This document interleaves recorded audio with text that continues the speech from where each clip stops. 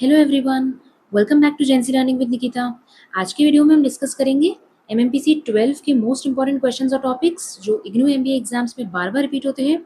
So welcome to my most important question series for all the subjects. ये सभी videos exam perspective से बहुत ही ज़्यादा इंपॉर्टेंट है क्योंकि मैं इसमें most important and expected question he cover कर रही हूँ। एंड एमएमपीसी 12 की इंपॉर्टेंट क्वेश्चन सीरीज के बाद मैं कवर करूंगी एमएमपीसी 13 की इंपॉर्टेंट क्वेश्चन सीरीज। जिन लोगों की भी रिक्वेस्ट थी एमएमपीसी 12 एंड 13 के वीडियोस के लिए, डोंट वरी, सभी इंपॉर्टेंट वीडियोस चैनल पर अपलोड हो जाएंगे। एंड अगर आप मेरे चैनल पर नए हो तो चैनल को सब्सक्राइब ज़रूर करना, वीडियोस को लाइक एंड शेयर करना। ऑल्सो अगर आपको किसी भी सब्जेक्ट के important questions and answers and short notes की पीडीएफ्स चाहिए तो डिस्क्रिप्शन और पिन कमेंट ज़रूर चेक करना फॉर लिंक। और अगर कोई डाउट हो तो कमेंट्स में पूछ लेना। तो चलिए बिना किसी डिले के शुरू करते हैं आज का वीडियो। आज के वीडियो में हम सबसे पहले समझने वाले हैं एक्सटर्नल एनवायरनमेंट के बहुत ही इंपॉर्टेंट टूल के बारे में, पेस्टल एनालिसिस। ये क्वेश्चन बहुत बार रिपीट हो चुका है, तो सबसे पहले तो समझते हैं एक्सटर्नल एनवायरनमेंट होता क्या है। देखो, इन सिंपल वर्ड्स, एक्सटर्नल एनवायरनमेंट में वो सारे फैक्टर्स होते हैं जो कंपनी के बाहर एग्जिस्ट करते हैं लेकिन डायरेक्टली या इनडायरेक्टली बिजनेस को अफेक्ट करते हैं। ओके, अब कंपनी इन फैक्टर्स को कंट्रोल नहीं कर सकती लेकिन इग्नोर भी नहीं कर सकती, और इन्हीं फैक्टर्स को सिस्टमैटिकली एनालाइज करने के लिए यूज होता है पेस्टल एनालिसिस। ओके, अब पेस्टल का फुल फॉर्म क्या होता है? पी से पॉलिटिकल, ई से इकोनॉमिक, एस से सोशल, टी से टेक्नोलॉजिकल, एल से लीगल एंड ई से environmental. Okay, so this is pastel analysis. अब एक एक करके इन फैक्टर्स को सिंपल एग्जांपल्स के साथ हम समझते हैं। सबसे पहले है political factors. Political factors government से रिलेटेड होते हैं, जैसे government policies, taxation, trade restrictions, political stability. For example, अगर गवर्नमेंट टैक्स बढ़ा देती है तो इससे कंपनी की कॉस्ट भी इंक्रीज हो जाएगी, राइट। सो एक कंपनी के लिए पॉलिटिकल फैक्टर्स को एनालाइज करना इंपॉर्टेंट है। उसके बाद सेकेंड पे आते हैं इकोनॉमिक फैक्टर्स। मीन्स ये कंट्री की इकोनॉमिक कंडीशंस को रिप्रेजेंट करते हैं, जैसे इन्फ्लेशन, इंटरेस्ट रेट्स, अनएम्प्लॉयमेंट या फिर जीडीपी ग्रोथ। फॉर एग्जांपल, जैसे अगर इन्फ्लेशन हाई है तो कस्टमर्स की परचेजिंग पावर कम हो जाती है इससे, और इससे डिमांड भी फॉल कर सकती है। सो एक कंपनी जिस भी इकोनॉमी में बिजनेस कर रही है तो उसके इकोनॉमिक फैक्टर्स एनालाइज करना भी ज़रूरी है। ओके, उसके बाद आते हैं सोशल फैक्टर्स। ये सोसाइटी के बिहेवियर और ट्रेंड्स को रिफ्लेक्ट करते हैं, जैसे lifestyle changes, population growth, education level, cultural trends. Okay, for example, जैसे आजकल हेल्थ कॉन्शियस लाइफस्टाइल ट्रेंड में है, इसलिए ऑर्गेनिक फूड ब्रांड्स बहुत ज़्यादा ग्रो कर रहे हैं। सो एक कंपनी के लिए सोशल फैक्टर्स को एनालाइज करना भी बहुत ज़्यादा इंपॉर्टेंट है। ओके, उसके बाद आते हैं टेक्नोलॉजिकल फैक्टर्स। मीन्स टेक्नोलॉजी का भी इम्पैक्ट पड़ता है बिजनेस पर, जैसे ऑटोमेशन, इनोवेशन, इंटरनेट ग्रोथ, और या फिर एआई या डिजिटल ट्रांसफॉर्मेशन। जैसे for example, e commerce platforms ने ट्रेडिशनल रिटेल बिजनेसेस को भी चैलेंजिंग बना दिया है। ओके, सो ये टेक्नोलॉजिकल फैक्टर्स हुए। देन उसके बाद है लीगल फैक्टर्स। मीन्स जो लॉज और रेगुलेशन से रिलेटेड होते हैं, जैसे labour laws, consumer protection laws, safety regulations. Okay, for example, अगर कोई कंपनी लीगल रूल्स फॉलो नहीं करती तो उससे पेनल्टी या बैन फेस करना पड़ सकता है, राइट। उसके बाद आते हैं एनवायरमेंटल फैक्टर्स। मीन्स जो नेचर और एनवायरनमेंट से रिलेटेड फैक्टर्स होते हैं, जैसे climate change, pollution norms, sustainability pressure. Okay, for example, जैसे कंपनीज को अब इको फ्रेंडली प्रैक्टिसेस अडॉप्ट करनी पड़ रही है, तो these are environmental factors.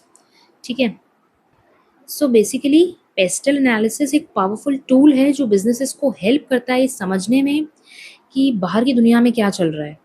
Okay, और उसका उनके बिजनेस पर क्या इम्पैक्ट हो सकता है। सो अगर कंपनी टाइमली इन फैक्टर्स को एनालाइज कर लेती है तो वो अपॉर्चुनिटीज़ को ग्रैब कर सकती है और थ्रेट से बच भी सकती है। Okay, so this is all about pastel analysis.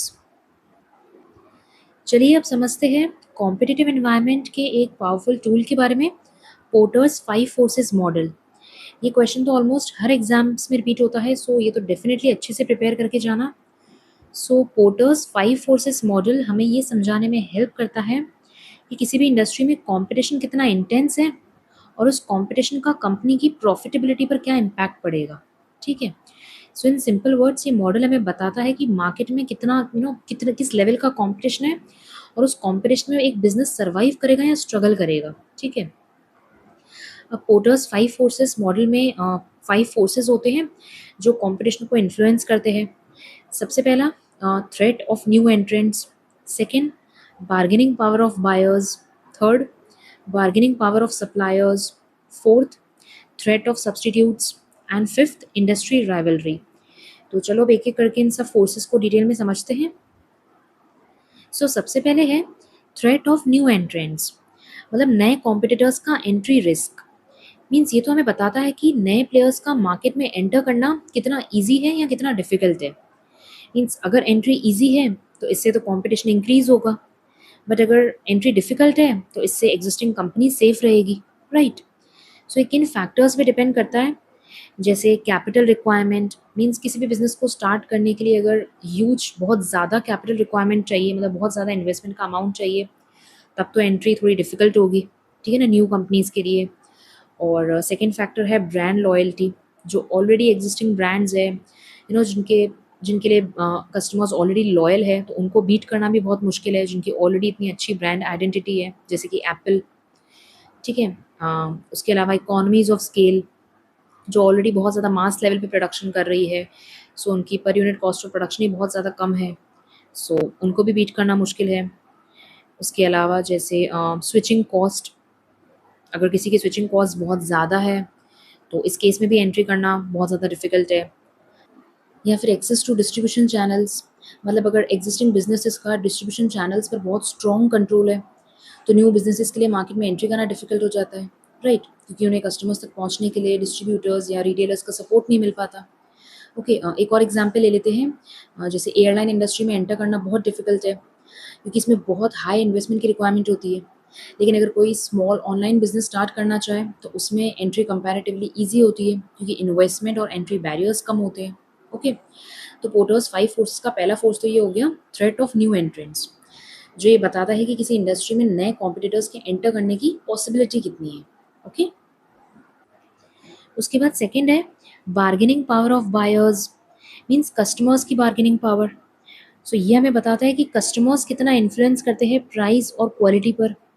मतलब अगर कस्टमर्स की बार्गेनिंग पावर बहुत ज़्यादा हाई है, जैसे, और वो कब हो सकती है, जैसे जब ऑप्शंस बहुत ज़्यादा हो, स्विचिंग कॉस्ट कम हो, मींस कस्टमर्स एक प्रोडक्ट से दूसरी प्रोडक्ट की तरफ ईजिली स्विच कर सकते हैं और कस्टमर्स बल्क में परचेज करें। ठीक है, तो इस केस में तो कस्टमर्स की बार्गेनिंग पावर बहुत ज़्यादा हाई होगी। फॉर एग्जाम्पल जैसे ऑनलाइन शॉपिंग में कस्टमर्स ईजिली ब्रांड चेंज कर सकते हैं, तो यहाँ पे कस्टमर्स की बार्गेनिंग पावर बहुत ज़्यादा है। ओके, देन नेक्स्ट फोर्स है bargaining power of suppliers, in suppliers की बार्गेनिंग पावर। तो ये हमें बताता है कि सप्लायर्स कितना कंट्रोल रखते हैं प्राइजेज और सप्लाई पर। अब सप्लायर की बार्गेनिंग पावर कब हाई होती है, जब सप्लायर्स लिमिटेड हो और उनका रॉ मटेरियल या कुछ वो यूनिक प्रोडक्ट ऑफर कर रहे हो। ठीक है, और कस्टमर्स के लिए स्विच करना भी डिफिकल्ट हो। फॉर एग्जाम्पल जैसे अगर एक ही सप्लायर है किसी पर्टिकुलर रॉ मटेरियल का या किसी पर्टिकुलर प्रोडक्ट का, तो वो तो डेफिनेटली प्राइस कंट्रोल करेगा ही। तो इस केस में तो सप्लायर्स की बार्गेनिंग पावर हाई होगी। ओके, उसके बाद है थ्रेट ऑफ सब्स्टिट्यूट्स, मतलब ऑल्टरनेटिव्स का रिस्क या ऑल्टरनेटिव से डेंजर। सो ये हमें बताता है कि कस्टमर्स के पास ऑल्टरनेटिव ऑप्शंस कितने हैं। सब्स्टिट्यूट का मतलब यही है ना कि सेम नीड को सेटिस्फाई करने वाले दूसरे प्रोडक्ट्स। ठीक है, फॉर एग्जांपल जैसे टी वर्सेस कॉफ़ी, ओला वर्सेस उबर। ओके, सो अगर सब्स्टिट्यूट ज़्यादा है तो कंपनी को प्राइस और क्वालिटी इंप्रूव करनी ही पड़ेगी। ठीक है, अदरवाइज सब्स्टिट्यूट्स का थ्रेट तो रहेगा ही। देन उसके बाद लास्ट फोर्स होता है industry rivalry, means existing competitors के बीच कितना कॉम्पिटिशन है। ठीक है, ये तो सबसे डायरेक्ट सोर्स ऑफ कॉम्पिटिशन हो गया। मतलब अब राइवलरी हाई कब होती है, जब कॉम्पिटिटर्स बहुत ज़्यादा हो और ग्रोथ स्लो हो, प्रोडक्ट्स भी सिमिलर हो एंड प्राइस वॉर चल रही हो। फॉर एग्जांपल जैसे टेलीकॉम इंडस्ट्री में इंटेंस कंपटीशन होता है, प्राइस वॉर्स तो कॉमन है यहाँ पे। Okay, so this is industry rivalry. So अगर इन 5 फोर्सेस का प्रेशर हाई है तब तो इंडस्ट्री में प्रॉफिट कम होगा, और अगर फोर्सेस वीक हैं तो कंपनी इजीली हाई प्रॉफिट कमा सकती है, राइट। सो ये पोर्टर्स की 5 फोर्सेस मॉडल हमें ये समझाते हैं कि सिर्फ प्रोडक्ट अच्छा होने से काम नहीं चलेगा, आपको पूरा कॉम्पिटिटिव एनवायरनमेंट समझना पड़ेगा। सो अगर कंपनी स्मार्टली इन फोर्सेस को एनालाइज करें तो वो अपनी स्ट्रैटेजी को भी स्ट्रॉन्ग बना सकती है और मार्केट में लॉन्ग टर्म में सर्वाइव भी कर सकती है। Okay, so this is all about porters 5 forces model. चलिए अब हम समझते हैं इंटरनल एनवायरनमेंट के एक इम्पॉर्टेंट फ्रेमवर्क को, रिसोर्स बेस्ड व्यू, आरबीवी। ठीक है, तो रिसोर्स बेस्ड व्यू क्या होता है? देखो, इन सिंपल वर्ड्स आरबीवी का सिंपल आइडिया ये है कि कंपनी की रियल पावर उसके इंटरनल रिसोर्सेज और कैपेबिलिटीज में होती है। Okay, so according to RBV या फिर according to resource based view, हर कंपनी के पास कुछ रिसोर्सेज होते हैं मतलब कि असेट्स, और कुछ कैपेबिलिटीज होती है मतलब स्किल्स। ठीक है, रिसोर्सेज क्या हो सकते हैं? जैसे टेंजिबल रिसोर्सेज जैसे कि मशीन्स, बिल्डिंग्स, फाइनेंस, और कुछ इनटेंजिबल रिसोर्सेज जैसे कि ब्रांड, रेपुटेशन, पेटेंट्स। ओके, और कुछ कैपेबिलिटीज होती है मतलब स्किल्स के कैसे एफिशिएंटली कंपनी अपने रिसोर्सेज को यूज करती है। ओके, फॉर एग्जाम्पल जैसे दो कंपनीज के पास सेम मशीन्स तो हो सकती है, लेकिन जो कंपनी उन्हें बेटर यूज करेगी वही कंपटीशन को बीट कर सकती है, right? So this is about resource based view. अब रिसोर्स बेस्ड व्यू को प्रैक्टिकली अप्लाई करने के लिए यूज होता है VRIO फ्रेमवर्क। VRIO फ्रेमवर्क का मतलब क्या है? देखो, V से वैल्यूएबल, R से रेयर, I से इनइमिटेबल और O से ऑर्गेनाइज्ड। अब एक एक करके इसको डीपली समझते हैं। सो सबसे पहले है वैल्यूएबल, मतलब क्या रिसोर्सेज वैल्यूएबल है? सबसे पहला क्वेश्चन तो यही है कि क्या ये रिसोर्स कंपनी को वैल्यू क्रिएट करने में हेल्प करते हैं? मतलब कंपनी के पास जो रिसोर्सेज है, सो अगर वो रिसोर्स कॉस्ट को रिड्यूस करते हैं या फिर कस्टमर को बेटर वैल्यू देते हैं, तब तो वो वैल्यूएबल है। फॉर एग्जाम्पल जैसे अगर कंपनी की स्ट्रॉन्ग ब्रांड इमेज है जो कंपनी की सेल्स को इंक्रीज करने में हेल्प करती है, तब तो ये वैल्यूएबल रिसोर्स है। ओके, बट अगर रिसोर्स वैल्यूएबल नहीं है तो वो कॉम्पिटिटिव डिसएडवांटेज बन जाते हैं, राइट? उसके बाद सेकंड होता है रेयर, मीन्स क्या ये रेयर है? नेक्स्ट क्वेश्चन ये है कि क्या ये रिसोर्सेज कॉम्पिटिटर्स के पास भी है या फिर यूनिक है? अगर सबके पास सेम रिसोर्सेज हैं तब तो आपको कोई स्पेशल एडवांटेज नहीं मिलेगा इसका। फॉर एग्जाम्पल जैसे अगर एक ही कंपनी के पास कोई यूनिक टेक्नोलॉजी है तो ये तो रेयर है। बट अगर कोई रेयर रिसोर्सेज नहीं है आपके पास तो इससे कॉम्पिटिटिव पैरिटी होगी, मीन्स नॉर्मल परफॉर्मेंस रहेगी, कोई एक्सेप्शनल परफॉर्मेंस आप अचीव नहीं कर पाओगे। ओके, उसके बाद आता है इनइमिटेबल, मतलब क्या कॉपी करना डिफिकल्ट है? थर्ड क्वेश्चन ये होता है कि क्या कॉम्पिटिटर्स इसे इजीली कॉपी कर सकते हैं? मीन्स अगर कॉपी करना इजी है तब तो ये एडवांटेज टेम्पररी है, बट अगर कॉपी करना डिफिकल्ट है तो सस्टेनेबल एडवांटेज है। अब कॉपी करना डिफिकल्ट कब हो सकता है? जब किसी कंपनी के पास कोई यूनिक हिस्ट्री हो, या कॉम्प्लेक्स प्रोसेसेस हो, या स्ट्रॉन्ग कल्चर हो। फॉर एग्जाम्पल जैसे ब्रांड लॉयल्टी और कंपनी के कल्चर को कॉपी करना इतना ईजी नहीं होता, सो दिस इज इनइमिटेबल। ओके, उसके बाद है ऑर्गेनाइज्ड, मीन्स क्या कंपनी प्रॉपरली ऑर्गेनाइज्ड है? लास्ट क्वेश्चन ये है कि क्या कंपनी अपने रिसोर्सेज को इफेक्टिवली यूज कर पा रही है? अगर कंपनी प्रॉपरली ऑर्गेनाइज नहीं है तो वैल्यूएबल रिसोर्सेज होने के बाद भी फायदा नहीं मिलेगा उस कंपनी को। ठीक है, फॉर एग्जाम्पल जैसे अगर किसी के पास बेस्ट एम्प्लॉयज़ है, उसके बावजूद भी अगर उस कंपनी का मैनेजमेंट वीक है तो परफॉर्मेंस तो गिरी जाएगी इससे। ओके, सो VRIO फ्रेमवर्क हमें ये बताता है कि अगर किसी कंपनी के पास रिसोर्सेज वैल्यूएबल है, रेयर है, इनइमिटेबल है एंड ऑर्गेनाइज्ड है, तब कंपनी को इससे क्या मिलता है? Sustained competitive advantage. Okay, means जो कंपनी अपने यूनिक रिसोर्सेज को आइडेंटिफाई करके उन्हें इफेक्टिवली यूज करती है तो वो लॉन्ग टर्म सक्सेस अचीव करती ही है। Okay, so this is all about RBV and VRIO framework. Okay, चलिए अब आते हैं एक और इम्पॉर्टेंट टॉपिक पे, वैल्यू चेन एनालिसिस। ये भी इंटरनल एनवायरनमेंट का ही पार्ट होता है। So what is value chain analysis? देखो, वैल्यू चेन एनालिसिस का मतलब होता है कंपनी की सारी एक्टिविटीज़ को ब्रेक डाउन करके देखना कि कौन सी एक्टिविटी वैल्यू ऐड कर रही है और कौन सी अननेसेसरी कॉस्ट को बढ़ा रही है। ओके, अब इसका गोल क्या होता है? वैल्यू को इंक्रीज करना, कॉस्ट को रिड्यूस करना एंड कॉम्पिटिटिव एडवांटेज गेन करना। ओके, अब वैल्यू चेन का स्ट्रक्चर कैसा होता है? वैल्यू चेन दो पार्ट्स पे डिवाइडेड होती है। सबसे पहले तो है प्राइमरी एक्टिविटीज़, मीन्स जो डायरेक्टली प्रोडक्ट या फिर सर्विस से रिलेटेड होती है। उसके बाद सेकंड पे आती है सपोर्ट एक्टिविटीज़, मतलब जो इनडायरेक्टली सपोर्ट प्रोवाइड करती है। ओके, आप इसको डिटेल में समझते हैं एक बार। सो सबसे पहले है प्राइमरी एक्टिविटीज़, मीन्स जहाँ से डायरेक्ट वैल्यू क्रिएशन होता है। ठीक है, मीन्स ये वो एक्टिविटीज़ है जो डायरेक्टली कस्टमर तक वैल्यू को डिलीवर करती है। इसमें क्या क्या आता है? जैसे inbound logistics, means raw materials को रिसीव करना, स्टोर करना और मैनेज करना। फॉर एग्जांपल जैसे सप्लायर्स से गुड्स लाना, उसको वेयर हाउस में स्टोर करना, ठीक है। सो अगर इनबाउंड लॉजिस्टिक्स एफिशिएंट होंगे तो इससे कॉस्ट सेविंग भी होगी एंड प्रोडक्शन भी स्मूथ होगा। ओके, उसके बाद है ऑपरेशंस, मीन्स रॉ मटेरियल को फाइनल प्रोडक्ट में कन्वर्ट करना। फॉर एग्जांपल जैसे मैन्युफैक्चरिंग, असेंबलिंग, पैकेजिंग, ठीक है। सो अगर कंपनी के ऑपरेशन स्मूथ है, एफिशिएंट है, तो उसकी एफिशिएंसी का डायरेक्ट इम्पैक्ट कॉस्ट और क्वालिटी पर आएगा। Okay, then outbound logistics means final product को कस्टमर तक पहुंचाना। फॉर एग्जांपल जैसे डिस्ट्रीब्यूशन, डिलीवरी, ट्रांसपोर्टेशन। सो अगर डिलीवरी फास्ट है सो इससे कस्टमर सेटिस्फैक्शन भी बेटर होगा। ओके, उसके बाद है marketing and sales, means product को प्रमोट और सेल करना। फॉर एग्जांपल जैसे एडवर्टाइजिंग, प्राइसिंग, ब्रांडिंग। सो अगर मार्केटिंग स्ट्रॉन्ग है तो इससे डिमांड भी ज़्यादा होगी। ओके, देन उसके बाद लास्ट है सर्विस, आफ्टर सेल्स सपोर्ट देना, ठीक है। फॉर एग्जांपल जैसे कस्टमर सर्विस, रिपेयर या फिर वारंटी। सो अगर अच्छी सर्विस प्रोवाइड करोगे तो इससे कस्टमर लॉयल्टी भी क्रिएट होगी। ओके, सो ये तो होती है प्राइमरी एक्टिविटीज़ जो डायरेक्टली वैल्यू क्रिएट करती है। ओके, उसके बाद आती है सपोर्ट एक्टिविटीज़। ये एक्टिविटीज़ इनडायरेक्ट होती है बट क्रूशियल है, बट बहुत ज़्यादा इंपॉर्टेंट है, ठीक है। मीन्स ये एक्टिविटीज़ प्राइमरी एक्टिविटीज़ को सपोर्ट करती है, जैसे कि फर्म का infrastructure, means overall management, planning, finance, legal.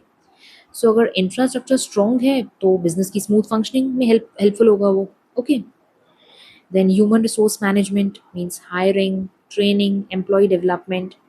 So अगर एम्प्लॉय स्किल्ड है तो इससे बिजनेस की परफॉर्मेंस बेटर होगी। Then technology development means innovation, research and development, automation. अगर टेक्नोलॉजी अच्छी है सो इससे एफिशिएंसी भी इंप्रूव होगी एंड बिजनेस कॉम्पिटिटिव एज भी क्रिएट कर सकती है। Okay, then procurement means resources और इनपुट्स को परचेज करना। अगर स्मार्ट परचेसिंग करता है बिजनेस कोई तो इससे कॉस्ट भी कंट्रोल में रहेगी। ओके, सो ये होती है सपोर्ट एक्टिविटीज़ जो बिजनेसेस को इनडायरेक्टली सपोर्ट करती है, इनडायरेक्टली वैल्यू क्रिएट करती है। सो वैल्यू चेन का मेन पर्पस क्या होता है? देखो, वैल्यू चेन का एम यही है, ये आइडेंटिफाई करना कि कौन सी एक्टिविटीज़ वैल्यू क्रिएट कर रही है और कौन सी एक्टिविटीज़ कॉस्ट को अननेसेसरीली बढ़ा रही है, ठीक है। और फिर एफिशिएंसी को इम्प्रूव करना, कॉस्ट को रिड्यूस करना और कस्टमर वैल्यू को इंक्रीज करना, ठीक है। इसका एक एग्जाम्पल भी हम ले लेते हैं, जैसे मान लो एक ई कॉमर्स कंपनी है जो फास्ट डिलीवरी करती है, मीन्स उसके आउटबाउंड लॉजिस्टिक्स अच्छे हैं और इजी रिटर्न पॉलिसी भी है, मीन्स उसकी सर्विस भी अच्छी प्रोवाइड कर रही है वो, एंड स्ट्रॉन्ग ऐप भी है उसके पास, तो टेक्नोलॉजी भी अच्छी है। सो ये सब मिलके उसको कॉम्पिटिटर से बेटर बनाते हैं, ठीक है। सो this is value chain analysis. Okay, चलिए अब समझते हैं स्वॉट एनालिसिस। देखो, अब तक तो हमने एक्सटर्नल एनवायरनमेंट, कॉम्पिटिटिव फोर्सेस और इंटरनल एनवायरनमेंट समझा है। अब समझते हैं इन सबको एक साथ कंबाइन करके, ठीक है। तो इसका सबसे सिंपलेस्ट और मोस्ट पावरफुल टूल है स्वॉट एनालिसिस। ओके, देखो स्वॉट एनालिसिस क्या होता है? स्वॉट एक फ्रेमवर्क है जो कंपनी को हेल्प करता है अपनी ओवरऑल पोजीशन समझने में। सो स्वॉट का फुल फॉर्म क्या होता है? S for strengths, W for weaknesses, O for opportunities and T for threats. So in simple words, company किस चीज़ में स्ट्रॉन्ग है, कहाँ पर वीक है, बाहर क्या क्या अपॉर्चुनिटीज़ हैं और क्या क्या थ्रेट्स हैं, ये सबको एक साथ एनालाइज करना ही स्वॉट एनालिसिस होता है। ओके, इसको हम इस तरह से भी समझ सकते हैं जैसे इंटरनल वर्सेस एक्सटर्नल अंडरस्टैंडिंग, ठीक है ना। इंटरनल फैक्टर्स में क्या क्या आ जाएंगे? कंपनी की strengths and weaknesses, and external factors में कंपनी के पास क्या क्या अपॉर्चुनिटीज़ है और क्या क्या थ्रेट्स है। ओके, सो सबसे पहले है स्ट्रेंथ्स, मतलब कंपनी की पावर। स्ट्रेंथ्स वो चीज़ें होती है जो कंपनी को कॉम्पिटिटिव एडवांटेज देती है, जैसे for example strong brand name, skilled employees, advance technology या फिर financial stability. Okay, for example जैसे अगर कंपनी की ब्रांड स्ट्रॉन्ग है, कंपनी की एक ब्रांड आइडेंटिटी है, तो कस्टमर्स ऑटोमेटिकली ट्रस्ट करने लग जाएंगे उस ब्रांड पर। Okay, so this is companies strength. उसके बाद आती है वीकनेसेस, मीन्स कंपनी की लिमिटेशंस। वीकनेसेस वो एरियाज है जहाँ कंपनी पीछे है या इम्प्रूव करना ज़रूरी है, ठीक है। फॉर एग्जांपल जैसे high cost structure, poor management या फिर लैक ऑफ इनोवेशन या फिर लिमिटेड रिसोर्सेज।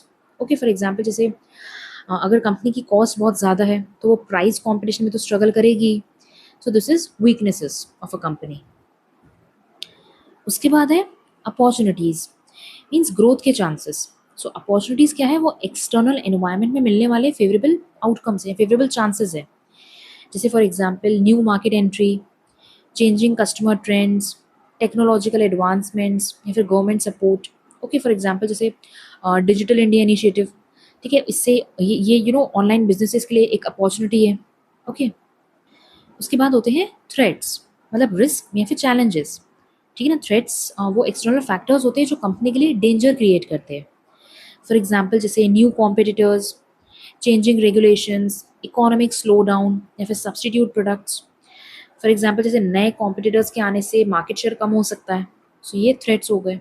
ओके, सो स्वॉट एनालिसिस का रियल पर्पस क्या होता है, स्ट्रेंथ्स का यूज करके अपॉर्चुनिटीज को ग्रैब करना, वीकनेसेस को इम्प्रूव करना, एंड थ्रेट्स से बचने के लिए स्ट्रैटेजीज बनाना। ओके, अब बेस्ट स्ट्रैटेजी तब बनती है जब एक कंपनी स्ट्रेंथ्स प्लस अपॉर्चुनिटीज को कंबाइन करके ग्रोथ की तरफ जाए, वीकनेसेस को फिक्स करे जिससे इम्प्रूवमेंट हो, एंड थ्रेट्स को एंटिसिपेट किया जाए जिससे रिस्क कंट्रोल हो। ओके, सो ये पर्पस होता है स्वॉट एनालिसिस का। इसका एक सिंपल सा रिलेटेबल एग्जाम्पल देख लेते हैं। सोचो एक स्टार्टअप है जिसकी स्ट्रेंथ है उसका इनोवेटिव प्रोडक्ट, और उसकी वीकनेस है लिमिटेड बजट, अपॉर्चुनिटी है growing market demand, and threat है बिग कॉम्पिटिटर्स। ठीक है, तो इस केस में स्ट्रैटेजी क्या होगी, इनोवेशन यूज़ करो प्लस स्मार्ट मार्केटिंग स्ट्रैटेजीज बनाओ और कॉस्ट को कंट्रोल करो। ठीक है, so guys that's it for today's video. बाकी रिमेनिंग इंपॉर्टेंट टॉपिक्स हम कंटिन्यू करेंगे नेक्स्ट वीडियो में, जो इसी वीडियो का पार्ट 2 होगा। मैं इसी तरह से MMPC 13 की इंपॉर्टेंट क्वेश्चन की सीरीज भी अपलोड करूंगी इसके बाद, और मुझे उम्मीद है आपकी प्रिपरेशन में ये वीडियो भी हेल्पफुल रहा होगा। ऐसे और वीडियोस के लिए चैनल को सब्सक्राइब ज़रूर करना, वीडियो को लाइक और शेयर करना, और अपने डाउट्स कमेंट्स में ड्रॉप कर देना। I am always there to help you guys. So see you in the next video, keep learning and all the best for your exams.